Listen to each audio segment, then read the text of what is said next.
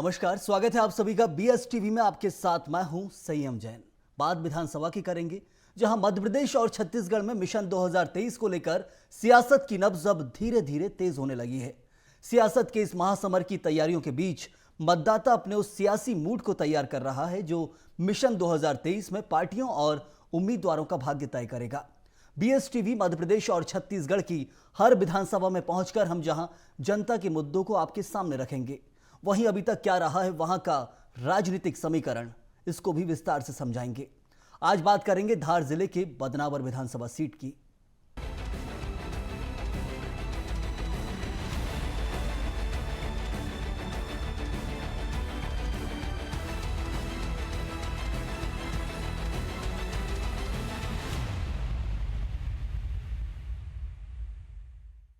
पहुंचे हैं मालवा निमाड़ क्षेत्र के धार जिले की बदनावर विधानसभा में और हम यहां का जनता से विश्लेषण भी जानेंगे। क्या है यहां के मुद्दे और क्या रहता है यहां का राजनीतिक समीकरण। बात करें हम यहां विधानसभा की तो यहां पर वर्तमान में राजवर्धन सिंह दत्तीगांव भाजपा से विधायक हैं और मध्य प्रदेश सरकार में मंत्री भी हैं। वे 2020 के जो सिंधिया के साथ जिस प्रकार से उन्होंने भारतीय जनता पार्टी का दामन थामा और भाजपा में शामिल हुए, जिसके बाद उपचुनाव हुए और उपचुनाव में पुनः वे विधायक चुने गए। अब तक के वे 4 बार के विधायक रहे हैं। यहाँ पर 3 बार कांग्रेस से विधायक रहे हैं और 1 बार उपचुनाव में पुनः उन्होंने वापसी की है और वर्तमान में मध्य प्रदेश सरकार में उद्योग मंत्री का दर्जा है। और यहाँ पर बदनावर में कई विकास कार्य किए हैं और निरंतर कार्य जारी है। वे कई भूमि पूजन भी अभी भी कर रहे हैं और हम यहाँ बदनावर के लोगों से जानेंगे कि क्या है यहाँ का राजनीतिक समीकरण, क्या यहाँ का विश्लेषण। तो आइए हमारे साथ और चलिए हम भी जानें क्या है यहाँ का राजनीतिक मुद्दा। बदनावर विधानसभा का सियासी इतिहास। पहले बुद्धनगर था नाम। गौतम बुद्ध के नाम पर पड़ा था शहर का नाम। धार जिले की बदनावर विधानसभा का नाम पहले बुद्धनगर हुआ करता था। कहते हैं गौतम बुद्ध के नाम पर इस शहर का नाम बुद्धनगर पड़ा था। बदनावर का नाम पहले वर्धमान नगर भी हुआ करता था। बदनावर रतलाम, उज्जैन, इंदौर, झाबुआ जिलों के करीब है। इस इलाके में खेती किसानी वाले मतदाता अधिक हैं। राजपूत और पाटीदारों के पास जमीन अच्छी मात्रा में है। एक बड़े भूभाग पर खेती की जाती है और क्षेत्र के किसान सीजन की फसलों के साथ ही साथ सब्जियां भी उगाते हैं जो बड़े शहरों तक भी भेजी जाती हैं। बदनावर इंदौर, रतलाम, उज्जैन, धार जैसे शहरों के बीच स्थित होने के कारण व्यापार व्यवसाय की दृष्टि से भी संपन्न माना जाता है। जितना शांत और संयमित ये इलाका है, उतना ही उथल पुथल भरा यहाँ का राजनीतिक इतिहास है। साल 2020 में ज्योतिरादित्य सिंधिया के दलबदल के साथ ही यहाँ की राजनीति में भी बड़ा फेरबदल हुआ। वर्तमान में प्रदेश के मंत्री इसी विधानसभा क्षेत्र से आते हैं।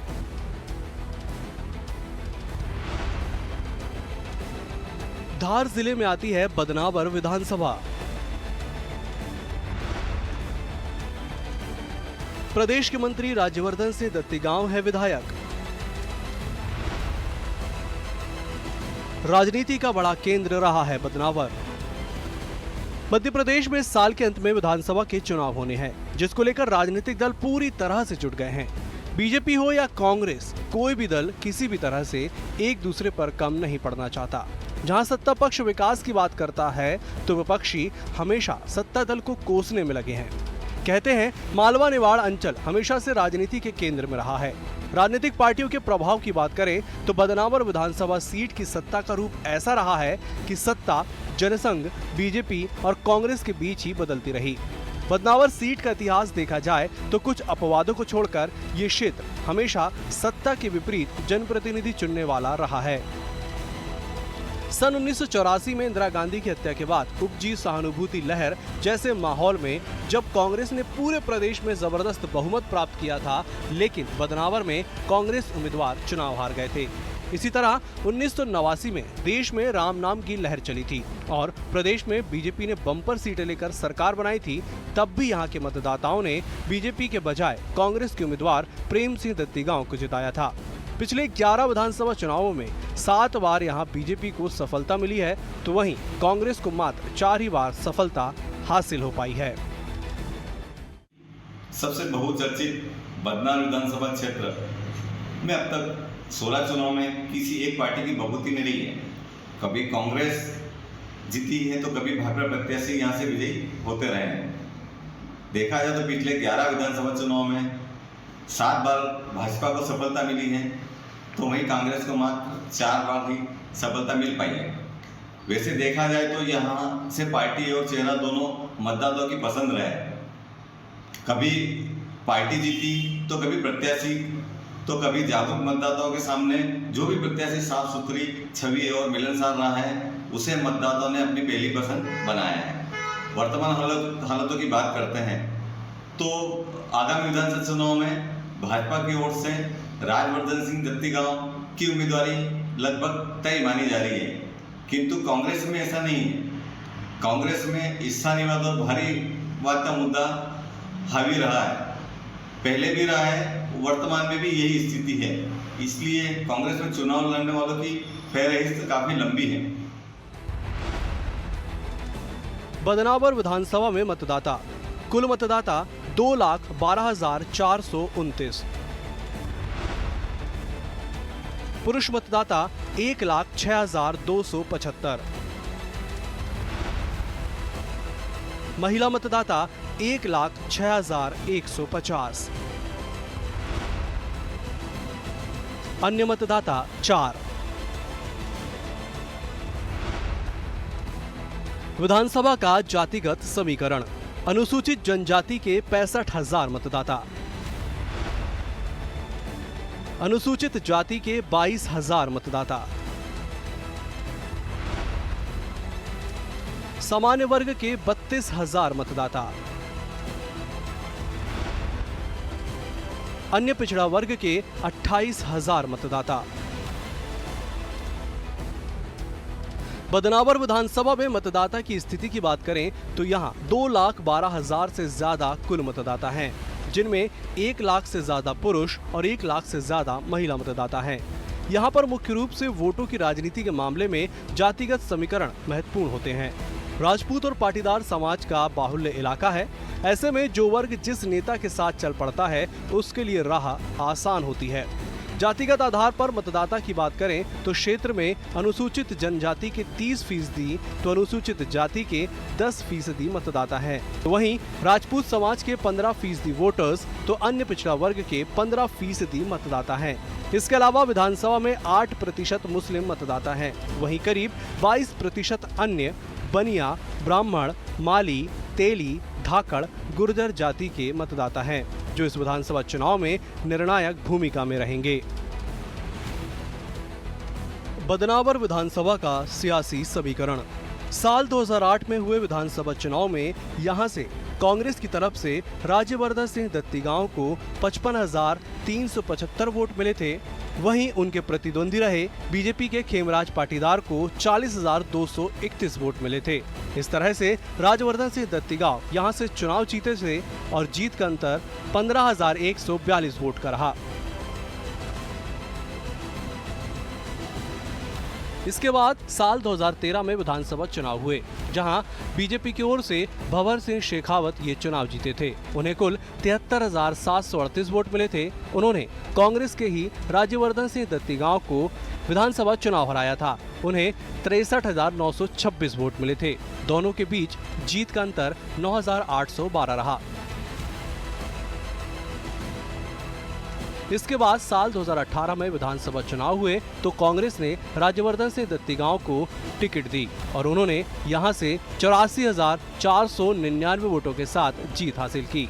उन्होंने बीजेपी के भंवर सिंह शेखावत को यहां पर विधानसभा चुनाव हराया था, जिन्हें कुल 42,993 वोट मिले थे। दोनों के बीच जीत का अंतर 41,506 वोटों का रहा।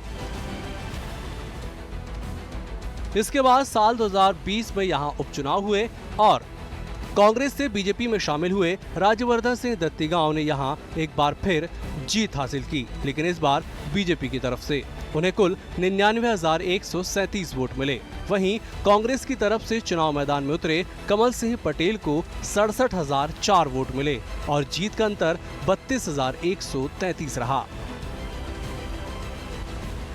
अगर राजनीतिक पार्टियों के प्रभाव की बात करें तो बदनावर विधानसभा सीट की सत्ता का रूप ऐसा रहा है कि ये सत्ता जनसंघ, भाजपा और कांग्रेस के बीच ही बदलती रही। साल 1993 में बीजेपी के रमेश चंद्र सिंह राठौर यहां विधायक बने। साल 1998 में बीजेपी के ही खेमराज पाटीदार बदनावर से विधायक चुने गए। साल 2003 में कांग्रेस की तरफ से राज्यवर्धन सिंह दत्तीगांव विधायक चुने गए और 2008 में भी कांग्रेस के दत्तीगांव ने कार्यकाल रिपीट किया। साल 2013 में बीजेपी के भंवर सिंह शेखावत विधायक बने, तो वहीं 2018 में कांग्रेस की तरफ से चुनावी मैदान में उतरे राज्यवर्धन सिंह दत्तीगांव फिर विधायकी जीते। इसके बाद साल 2008 में जब ज्योतिरादित्य सिंधिया कांग्रेस छोड़ बीजेपी में शामिल हुए तो उनके साथ उनके करीबी रहे राज्यवर्धन सिंह दत्तीगांव भी थे और जिसके बाद 2020 में मध्य प्रदेश में उपचुनाव हुए, जिसमें राज्यवर्धन सिंह दत्तीगांव ने बीजेपी के टिकट पर चुनाव लड़ा और एक बार फिर जीत हासिल की। अब बदनावर में बीजेपी की सरकार है। 2008 से 2020 तक हुए 4 चुनाव में 2 बार भाजपा एवं 2 बार कांग्रेस की विजय हुई है। इस बार भी इसी तरह कांटा जोड़ मुकाबला समझा जा रहा है। बदनावर क्षेत्र में अन्य स्थानों की तरह बेरोजगारी का मुद्दा भी महत्वपूर्ण रूप से मतदाताओं पर असर डालेगा, ऐसा माना जा रहा है। इसके अलावा 2013 से नर्मदा लिंक परियोजना का मुख्यमंत्री द्वारा भूमि पूजन किए जाने के बावजूद अभी तक यह योजना धरातल पर नहीं उतर सकी है। क्या है स्थानीय मुद्दे? बस स्टैंड में गंदगी का आलम, साफ सफाई की कमी, रोजगार की समस्या, सड़कों की दयनीय स्थिति, ग्रामीण क्षेत्रों में पीने के पानी की समस्या। बदनावर विधानसभा वैसे तो काफी शांत विधानसभा है, लेकिन यहाँ काफी समस्याएं भी हैं।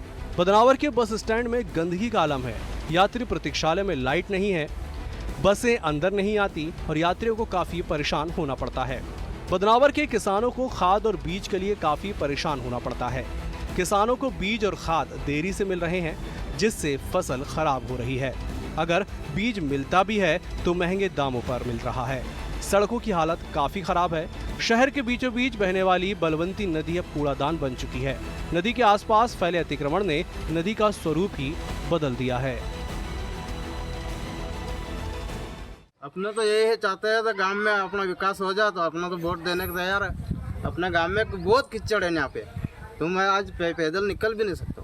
नेता को कम से कम 10 बार आवेदन पहुँच चुके हैं और 10 बार हमने जाके मीटिंग में बोले हुए, फिर भी कोई कार्रवाई नहीं है। सब बता दिया, सरपंच लिस्ट ही बता दिया, अपने सरपंच को बताया, मंत्री को बताया, बड़े मंत्री को ही बता दिया, लिस्ट सब जगह पहुँच चुकी है, पर लेकिन हमारे कोई भी सहायता नहीं है।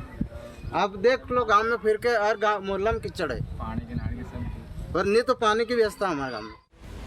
धार जिले की बदनावर विधानसभा में वैसे तो काफी समस्याएं हैं, लेकिन यहाँ के मौजूदा विधायक और मंत्री राज्यवर्धन सिंह दत्तीगांव का कहना है कि हमारे विधानसभा क्षेत्र में हमने काफी काम करवाए हैं। यहाँ प्रति परिवार की आय बढ़ी है। बीजेपी की सरकार ने हर क्षेत्र और हर इलाके में विकास के काम किए हैं। हमने बदनावर में सड़कों का जाल बिछाया है, अभी और भी काम होने बाकी हैं। हमने डामर की सड़कों पर काम किया है, पानी के क्षेत्र में और बिजली के क्षेत्र में भी यहाँ काम हुआ है। कि न सिर्फ हम लोगों ने डामर की सड़कों पे कार्य किया है, 23 बड़ी मुख्य डामर की सड़कें हुई हैं, 2 बड़ी बड़ी हमारी MDR की सड़कें मंजूर हुई है, सेंधा से लेकर बिड़वाल से लेकर जो शेरगढ़ होकर मार्ग जाता है वो डबल हो रहा है। अभी नागदा से लेकर कड़ोद से लेकर चीरा खान तक 61 करोड़ की वो हुई है। बड़े हाईवे के विषय में जहाँ पहले कैलाश विजयवर्गीय जी ने लेबर नया गाँव मार्ग 750 करोड़ उस ज़माने में दिए थे, आज गडकरी जी का मैं आभारी हूँ उज्जैन से लेकर जो हमारा हाईवे लिंक हो रहा है, 4 लेन बन रहा है, उससे आने वाले समय में बदलाव के विकास का और मार्ग प्रशस्त होगा। बिजली के विषय में हमने अनुकरणीय कार्य किया है। मैं मानता हूँ मझली टोलों के विद्युतीकरण से लेके सबग्रेड के उन्नयन से लेके 400 के मीटर ग्रिड हमारे यहाँ पे मौजूद है। गांव-गांव में हम लोग ट्रांसफार्मर्स जहाँ कमी है वो कोशिश कर रहे हैं। अब लोग यहाँ पर आगे अब लोग लाइन शिफ्टिंग की बात करने लगे हैं कि साहब मेरे वो तार ऊँचे हो गए, तार हटा दो। तो इस प्रकार से विद्युत के क्षेत्र में काम हुआ है। पानी के क्षेत्र में हर घर जल, हर घर नल के विषय में भी काफ़ी गाँव में काम चले। हाँ, हालांकि यहां के मौजूदा विधायक और प्रदेश सरकार में मंत्री राज्यवर्धन सिंह दत्तीगांव की बात से कांग्रेस सरोकार नहीं रखती। कांग्रेस नेता अभिषेक सिंह का कहना है कि यहां सिर्फ भ्रष्टाचार हुआ है, यहां अवैध गतिविधियां बढ़ी हैं। बदनावर विधानसभा में विकास हुआ है, मंत्री जी के राज में काफ़ी विकास हुआ है, विकास की गंगाएं बही है, लेकिन विकास किस चीज़ का हुआ है?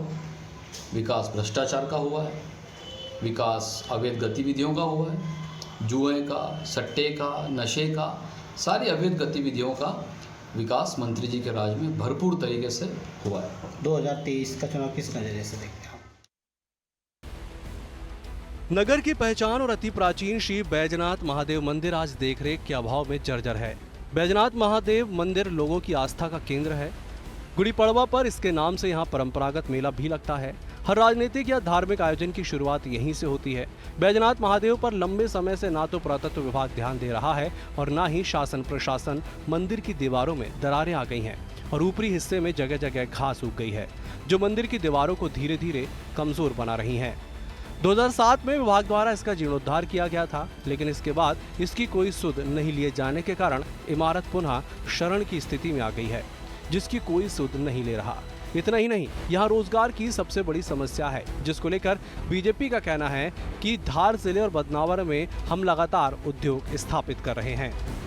लोगों ने ये प्रयास किया है कि जितने भी उद्योग हम यहाँ पे ला सकें, हमने लाने की कोशिश करी है।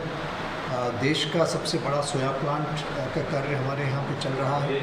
सितंबर के माह में अनुमानित शायद फर्स्ट फेज़ का वो लोग स्टार्ट कर दें। यहाँ करीब 5 से 7 हज़ार का रोज़गार उत्पन्न होगा। साथ ही साथ झील फैशन वेयर गारमेंट्स का जो एक उद्योग है, वो चायन के पास में उन्होंने महिलाओं की हर महीने 300 महिलाओं की ट्रेनिंग के बैच ले रहे हैं। सितंबर में वो प्रथम फेज़ 2000 के रोज़गार से प्रारंभ कर देंगे। बात चाहे स्थानीय मुद्दों की हो या फिर राजनीतिक मुद्दों की, पक्ष और विपक्ष हमेशा से एक दूसरे पर आरोप प्रत्यारोप लगाते रहे हैं। लेकिन 2023 के रण को जीतना दोनों ही पार्टियों के लिए इतना आसान नहीं है। हालांकि इस बीच दोनों पार्टियां 2023 के विधानसभा चुनावों में जीत के लिए पूरी कोशिश में लगी हुई हैं। जहां बीजेपी अपनी सरकार में हुए कामों को जनता के बीच लेकर जा रही है, तो वहीं कांग्रेस ने बीजेपी सरकार के भ्रष्टाचार और घोटालों को मुद्दा बनाया है। इसके साथ ही अपनी 15 महीने की कमलनाथ सरकार के साथ ही चुनावों में जीत के बाद कई सहूलियतें देने के नाम पर जनता से वोट मांग रही है। लोगों के जीवन स्तर का भी बेहतरी की ओर विकास हुआ है। अगर हम न्यूनतम आज से 5 या 10 वर्ष पूर्व प्रति व्यक्ति आय या प्रति परिवार आय या प्रति परिवार की सामाजिक सुरक्षा की बात करें, तो तब और अब में बड़ा अंतर है। हमारी जितनी भी सामाजिक सुरक्षा से संबंधित योजनाएं मध्य प्रदेश सरकार की हैं और 67 हितग्राही मूलक योजनाएं अगर पूरे हम जोड़ लें, मातृ वंदना से लेके लाडली लक्ष्मी से लेके लाडली बहना से लेके हमारी उज्ज्वला योजना से लेके आपके आयुष्मान कार्ड, मुख्यमंत्री कन्यादान, अंत में संबल योजना, साथ ही साथ परियोजना के माध्यम से जो हमारे महिलाओं के समूह कार्यरत हैं, मात्र 2% पे उनको जो सालाना हम लोग पैसा माइक्रो फाइनेंसिंग के तहत मुहैया कराते हैं, उससे जो आत्मनिर्भरता का कदम बढ़ रहा है, इस सबसे उनके जीवन स्तर में फ़र्क पड़ा है। बदनावर में काफ़ी मुद्दे हैं, लेकिन प्रमुखता से अगर मैं बात करूं तो बदनावर में भ्रष्टाचार एक बेहद बड़ा मुद्दा है। मैंने पहले भी कहा है कि जिस तरह से मंत्री जी के राज में भ्रष्टाचार की गंगाएं बही है, वो एक प्रमुख मुद्दा है। बेरोजगारी को लेकर एक हमारा प्रमुख मुद्दा रहेगा। 2023 को लेकर कांग्रेस की निश्चित तौर पर तैयारियां हैं। हमारे कमलनाथ जी की जो घोषणाएं हैं, जो योजनाएं हैं, 5 प्रमुख योजनाएं हैं, उनको लेकर हम लोगों के बीच जा रहे हैं। नारी सम्मान को लेकर, 500 रुपये गैस सिलेंडर को लेकर महिलाओं में काफ़ी उत्साह है। और निश्चित तौर पर जिस तरीके से कमलनाथ जी की सरकार को गिराया गया था वो भी लोगों ने देखा है। ये सारे मुद्दों को लेकर कांग्रेस 2023 में जाएगी और निश्चित तौर पर कमलनाथ जी के नेतृत्व में हमारी सरकार कांग्रेस की पुनः बनने जा रही है।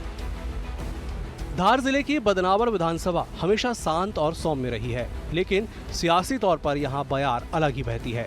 बीजेपी और कांग्रेस के बीच ही यहाँ मुख्य मुकाबला होता है, लेकिन 2023 के विधानसभा चुनाव किसके लिए कितनी चुनौती लाते हैं और किस पार्टी को चुनाव जितवाते हैं, ये तो आने वाला वक्त ही बताएगा।